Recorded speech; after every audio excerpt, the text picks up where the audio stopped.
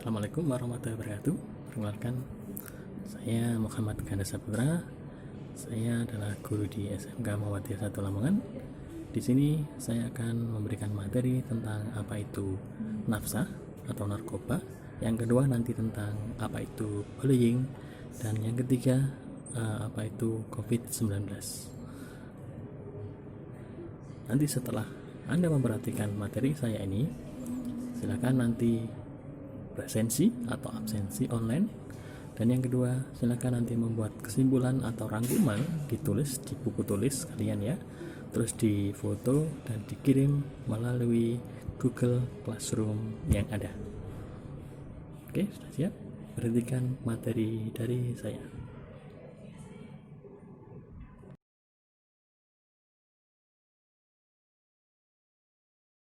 Polisi menangkap artis X atas dugaan penggunaan narkotika.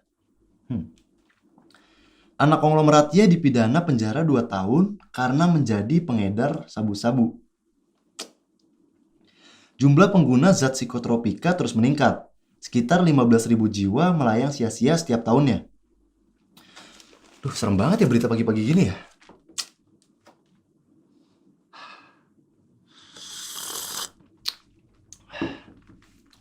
Kok masih ada aja sih orang yang terjerumus ke dunia gelap ini? Tapi sebenarnya beda nggak sih narkotika dan psikotropika itu? Sama nggak sih mereka? Ayo kita bahas.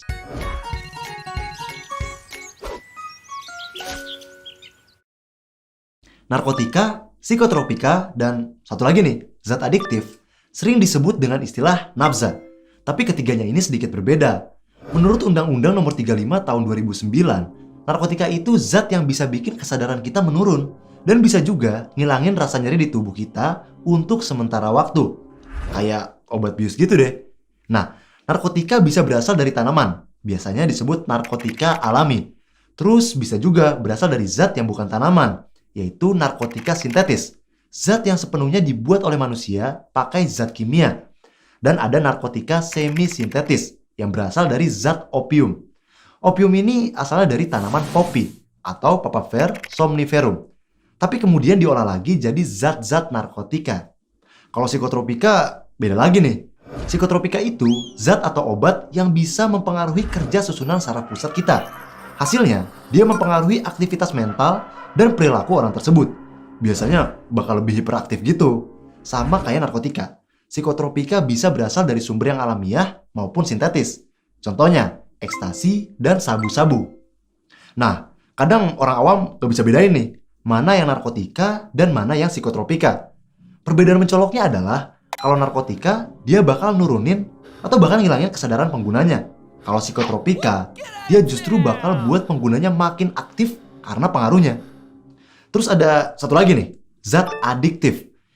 Dia itu semua jenis zat atau obat yang kalau dipakai terus-menerus bakal buat seseorang ketagihan atau adiksi. Ini mirip kalau kamu main game online, karena seru banget jadi ketagihan. Kalau dilihat dari sejarahnya nih, nafsa sebenarnya udah dipakai dari zaman dahulu kala. Pada tahun 2000 sebelum Masehi di Sumeria, tumbuhan Papaver somniferum yang sekarang jadi sumber opium sebenarnya udah banyak dikenal. Zaman dulu, orang-orang pakai serbuk sari dari opium ini buat ngilangin rasa sakit. Terus mereka juga pakai buat berburu, karena serbuk sari tersebut bisa membius hewan-hewan buruan. Terus di 330 tahun sebelum Masehi di India, tumbuhan candu dipakai sebagai bahan makanan yang bisa memberikan efek relaksasi. Mungkin teman-teman bingung, efek nafsa ini ada bagusnya juga ya? Tapi kok malah sekarang banyak yang dilarang? Nah, sebenarnya, zat psikotropika ini banyak manfaatnya dalam dunia medis atau kedokteran. Tapi kalau penggunaannya disalahgunain atau melebihi dosis yang dianjurkan, malah bakal ngasih efek yang sangat berbahaya bagi kesehatan sendiri, bangsa, maupun negara. Nah, berdasarkan efek yang dihasilkan, zat-zat nafsa bisa dibagi ke dalam 3 golongan, yaitu stimulan, depresan, dan halusinogen. Yang pertama, golongan stimulan. Sesuai namanya, zat ini menyebabkan organ tubuh kayak otak dan jantung terangsang untuk bekerja lebih cepat. Gimana sih sebenarnya zat stimulan ini bekerja? Jadi, waktu tubuh ngerasa capek, misalnya kamu habis lari maraton atau habis nyangkul di sawah, tubuh kamu bakal ngasilin zat adenosin. Nah, kalau reseptor di otak kita ketemu sama adenosin, otak kita bakal tahu kalau kita lagi capek dan bakal nyuruh kita buat istirahat. Kalau capek enaknya kan istirahat ya. Tapi kalau seorang pengguna terpengaruh sama zat stimulan kayak sabu-sabu, ekstasi, kokain, atau kafein, mereka bakal kesulitan buat istirahat. Zat-zat terlarang tadi punya struktur yang sama dengan adenosin. Hasilnya, reseptor di otak malah nerima zat-zat tadi. Jadinya, bukannya bakal ngerasa capek, malah tubuh penggunanya bakal ngerasa lebih berenergi dan happy banget. Nah, saat konsumsi zat ini dihentikan, reseptor bakal berikatan dengan banyak adenosin lagi, yang akan menyebabkan tingkat kelelahan jadi lebih tinggi. Saat itulah, para pengguna nafsa bakal ngerasa lebih banyak ngebutuhin zat stimulan ini. Jadinya, mereka malah jadi kecanduan. Lain lagi ceritanya, kalau zat stimulan masuk ke aliran darah, dia bakal ningkatin aliran darah sehingga jantung akan bekerja lebih cepat. Kebayangkan ya, kalau biasanya kalian lari 1 km setiap hari, terus dinaikin levelnya jadi 10 km per hari, pasti bakal capek banget. Sama aja kayak organ, kalau terus ditingkatkan kinerjanya, organ kita bakal lelah, rusak, malah bisa-bisa menyebabkan kematian sel organ. Waduh. Salah satu contoh yang deket banget dengan kita nih, si kopi hitam yang elegan ini. Kamu pasti udah pernah minum kopi kan? Kalau abis minum kopi, rasanya bakal berenergi dan gak ngantuk lagi kan? Nah, kopi punya kandungan berupa kafein yang merupakan zat stimulan. Tapi jumlahnya cuma sedikit kok. Satu gelas kopi mengandung kurang lebih 150 mg kafein. Sedangkan batas normal konsumsi kafein adalah 150 mg per kilogram berat badan. Artinya kalau berat kamu 50 kg, kamu bakal overdosis kalau minum lebih dari 50 gelas kopi per hari. Siapa juga yang minum kopi sebanyak itu ya? Kalau aku sih paling 2 aja. Golongan nafsa yang kedua berdasarkan efeknya itu golongan depresan atau penenang.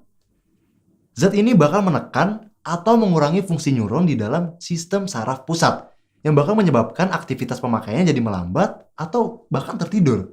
Kita ambil aja salah satu contohnya nih ya, yaitu alkohol dalam jumlah yang banyak. Kalau alkohol lagi ada di tubuh kita nih, alkohol akan mendorong neurotransmitter yang namanya gamma aminobutyric acid atau GABA untuk terus berikatan dengan reseptornya di otak. Nah, saat ini terjadi, jalur ion klorida yang bermuatan negatif akan kebuka, dan ion ini akan masuk ke dalam sel otak. Hasilnya, aktivitas sel otak akan menurun, dan ini bisa menekan rasa sakit, takut, bahkan gelisah. Makin banyak alkohol atau zat depresan lain yang dikonsumsi, kayak obat penenang atau obat tidur, maka GABA akan semakin lama berikatan dengan reseptornya. Ini artinya akan semakin banyak juga ion klorida negatif yang masuk ke sel otak. Apabila pemakaiannya dihentikan, otak bakal kehilangan keseimbangannya. Ini bikin tubuh gemeter, muncul rasa takut berlebihan, hingga pemakainya akan terus-menerus nagih untuk pakai zat depresan ini. Inilah yang dinamakan dari efek ketagihan. Tapi penggunaan dalam jangka panjang akan membuat ion klorida negatif ini malah menjadi racun, dan akhirnya terjadilah kerusakan otak, penurunan kerja jantung, dan juga sistem gangguan pernapasan, koma, bahkan kematian. Nah, masih ada satu lagi nih, efek nafsa yang terakhir, yaitu halusinogen. Kamu pernah nggak lihat singa bersayap, hinggap di pelangi? Bagi orang yang normal, hal itu nggak mungkin ada. Tapi, bagi orang yang udah kena efek halusinogen, hal yang tadi itu bisa aja jadi nyata menurut dia. Untuk lebih detailnya, kita ambil salah satu contoh zat halusinogen, yaitu jamur kotoran sapi, atau Paneolus cyanescens.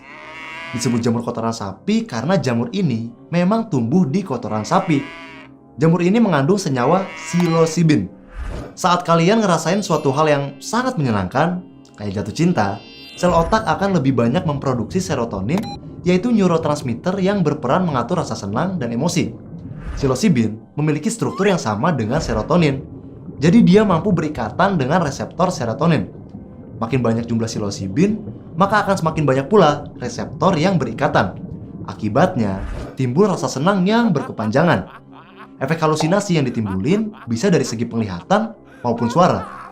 Orang yang terkena dampak zat halusinogen bakalan susah buat ngebedain mana yang nyata, mana yang khayalan. Bukan cuma itu, efek ini ternyata berpengaruh terhadap sistem saraf tepi yang mengakibatkan pandangan kabur, gangguan tidur, atau rasa takut yang berlebihan. Selain jamur kotoran sapi, ternyata ganja dalam jumlah sedikit, bunga kecubung, lem, bensin, dan lysergic acid diethylamide atau LSD juga merupakan golongan zat halusinogen. Minuman keras, miras, apapun namamu, tak akan ku teguk lagi dan tak akan ku minum lagi walau setetes. Secuil. Jadi, gimana teman-teman? Udah tahu kan bahayanya nafsa bagi tubuh kayak gimana? Nah, dampak negatif yang ditimbulkan dari penyalahgunaan nafsa ini juga ada banyak. Dari sisi psikologis, pengguna narkoba biasanya akan menjadi lebih emosional dan temperamental. Hal ini terjadi dikarenakan terganggunya sistem neurotransmitter pada susunan saraf pusat. Nafsa bakal mengubah perasaan, mood, atau emosi penggunanya dengan drastis. Jenis narkoba tertentu, terutama alkohol dan sabu-sabu yang termasuk kelas uppers, bakal memunculkan perilaku agresif yang berlebihan dari si pengguna dan seringkali mengakibatkannya melakukan perilaku atau tindakan kekerasan. Kemampuan berpikir rasional penggunanya juga bakal turun drastis tuh. Selain psikologis, nafsa juga menyebabkan gangguan fisik pada tubuh kamu yang disebut gangguan fisioneurologik. Dia bisa mempercepat atau malah memperlambat denyut nadi, jantung dan paru-paru yang ujung-ujungnya bisa menyebabkan kematian. Uniknya, kalau kamu pernah kecanduan tapi tiba-tiba berhenti, gangguan fisioneurologik bakal tetap ada. Biasanya, rasa sakit akan menyelimuti sekujur tubuh. Kayak flu berat gitu deh. Nah, ada juga nih dampak ekonominya. Bisa nebak gak? Dia itu bikin kantong kita jebol karena ngabisin banyak banget uang. Kabarnya, harga nafsa ini bisa ratusan ribu sampai jutaan rupiah per gramnya. Kalau satu mangkok bakso harganya 10.000, berarti bisa beli 10, bahkan ratusan mangkok bakso. Mendingan bakso nggak sih? Udah sehat, lezat, berkhasiat lagi. Terakhir, ada juga dampak dari segi sosialnya. Tentunya kalau kamu ketahuan ngedrugs, itu bakal ngerusak hubungan kekeluargaan dan pertemanan di lingkungan sekitar. Kesehatan masyarakat sekitar juga bakal kepengaruh karena penularan HIV, hepatitis, dan tuberkulosis akibat penggunaan jarum suntik yang berulang. Nah, karena pengaruh negatifnya banyak banget, pemerintah sendiri telah melakukan pemberantasan narkoba dengan membentuk Badan Narkotika Nasional dan undang-undang yang mengatur penggunaan narkotika di masyarakat. Masih ingat kan video yang di awal tadi? Undang-Undang Nomor 35 Tahun 2009. Nah, dasar hukum tentang penyalahgunaan nafsa tertuang jelas di sana. Makanya, kalau ada yang menyalahgunakan nafsa kayak di berita-berita yang tadi, mereka bakal ditangkap sama Pak Polisi. Jadi, say no to drugs, katakan tidak pada narkoba, dan ayo perangi narkoba. Kita harus bisa membentengi diri kita dari nafsa, dan itu dimulai dari pendidikan. Nggak cuma di sekolah aja, tapi kamu juga bisa cari informasi melalui media yang terpercaya. Karena kalau kita ngerti bahaya dari nafsa itu apa, udah pasti kita bakal menjauhi nafsa. Contohnya nih, dengan membatasi pergaulan kita dengan kelompok pengguna nafsa, menolak segala tawaran penyalahgunaan nafsa, melaporkan apabila ada hal-hal yang mencurigakan di sekitar kita, dan menciptakan kesadaran, kepedulian, kewaspadaan, perilaku, dan hidup sehat tanpa nafsa di lingkungan sekitar kamu. Itu bisa dimulai dari keluarga dan teman-teman kamu sendiri. Oke teman-teman, hari ini kita udah belajar kalau nafsa itu terdiri dari narkotika, psikotropika, dan zat adiktif. Kita juga udah belajar tentang sejarah penggunaan nafsa, terus efeknya dalam tubuh sebagai stimulan, depresan, dan halusinogen. Terakhir, kita belajar tentang dampak dari zat psikotropika dari segi gangguan fisik, psikologis, ekonomi, dan sosial. Kalau kamu mau lihat lagi materi yang udah kita bahas tadi, kamu bisa klik timestamp yang ada di bawah video ini. Ingat ya, sekali lagi, say no to drugs. Sampai ketemu di video selanjutnya.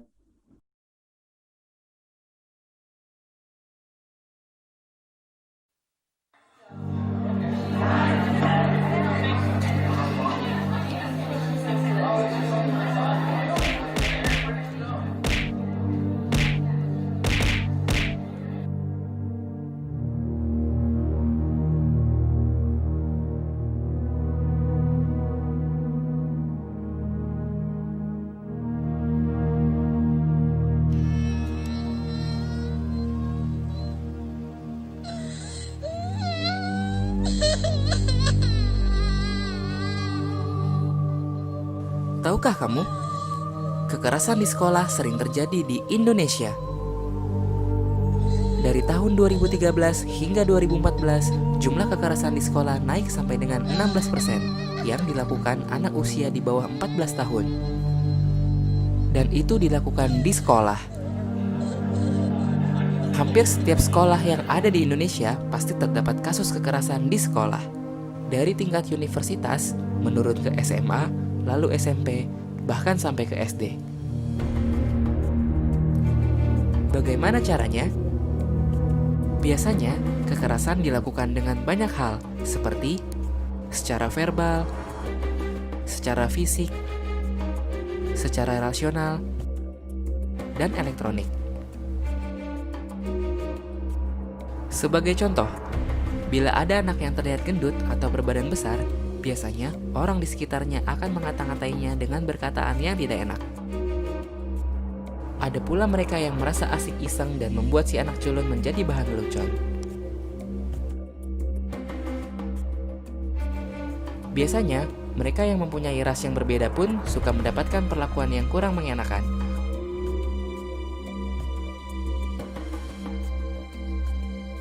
Zaman pun berubah, kekerasan ini pun bisa dilakukan melalui media elektronik atau biasa kita sebut media sosial.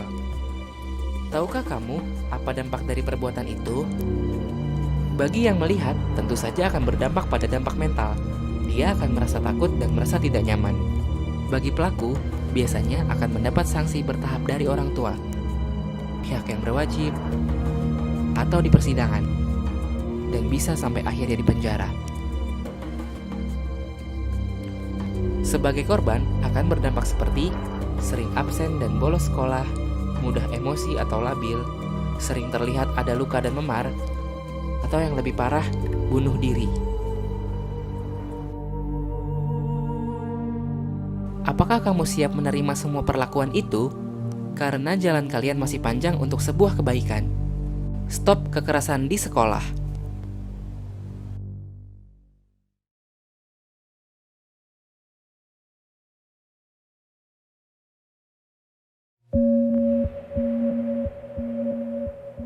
Bagaimana virus corona menyerang tubuh kita? Mungkin itu jadi pertanyaan kita semua. Kita udah tahu gimana virus corona udah menginfeksi 1 juta orang di seluruh dunia sampai saat ini. Tapi yang mungkin belum banyak kita tahu, sebenarnya gimana sih virus ini nyerang tubuh kita? Mengapa infeksi virus ini bisa mematikan? Semua dimulai dari sini. Ketika virus corona masuk ke tubuh kita lewat percikan batuk atau bersin orang yang positif, baik secara langsung atau waktu kita nyentuh benda yang udah terkena percikannya dan gak cuci tangan setelahnya. Kalau udah gitu, si virus masuk lewat saluran pernapasan dan bergerak terus menuju sasaran utamanya, paru-paru. Disinilah virus yang punya 3 bagian utama ini mulai bekerja. Pertama-tama, paku protein corona ini akan nempel di paru-paru dan organ-organ lain yang selnya kaya akan protein ini, protein ACE2. Kalau tubuh kita ibarat rumah dan virus corona itu perampok, ACE2 itu ibarat gagang pintu rumah kita. Begitu udah nempel, perlahan tapi pasti virus ini akan ngedorong masuk ke dalam sel kita. Dan begitu berhasil masuk, barulah aksi sebenarnya dimulai. Di fase ini, tubuh virus corona akan membuka dan sang hacker pun terbebas. Dia akan ngehack inti sel sehat untuk nipu sistem imun tubuh kita biar nggak nyerang virusnya.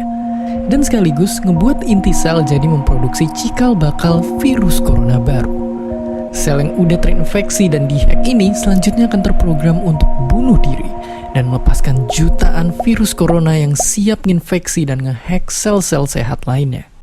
Ya, awalnya mungkin kita cuma kemasukan virus corona yang jumlahnya dikit, tapi dalam hitungan hari aja udah akan ada jutaan sampai miliaran virus corona baru, bikin paru-paru kita dipenuhi oleh mereka. Tapi ternyata, mimpi buruknya ada setelah ini. Ya, ketika virusnya udah menuhin paru-paru kita, sistem imun kita bakalan ngerespon ibarat polisi dan tentara yang meluncur ke tempat kejadian perkara. Tapi inilah yang bikin ngeri. Di sini, virus corona jadi penipu ulung yang bisa ngakalin sistem imun kita. Mereka bikin sistem imun nyerang membabi buta termasuk nyerang sel-sel sehat kita. Mereka jadi nggak tahu mana kawan, mana lawan, dan perlahan-lahan jadi senjata makan tuan. Buat sebagian besar kasus, kejadian ini emang gak berlangsung lama. Karena kalau sistem imun kita kuat, mereka pun akan bisa menang dari segala taktik virus corona. Tapi terkadang tubuh kita sedang lemah, dan kalau udah gitu efeknya bisa parah. Kita bisa kena radang paru-paru akibat sel sehat di sini yang udah nggak bisa nahan bakteri pneumonia. Malahan buat kasus yang kritis, bakteri ini nggak berhenti di sana. Mereka bisa masuk ke aliran darah dan akhirnya nyerang seluruh tubuh. Kalau udah begini, bernapas saja bakalan susah banget dan hidup kita ada di tahapan yang sangat kritis.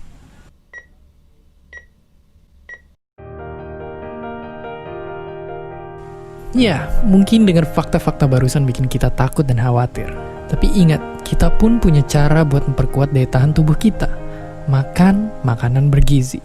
Ya, bukan lagi sekedar 4 sehat 5 sempurna, tapi ikutilah pedoman gizi seimbang yang bisa ningkatin imun tubuh kita.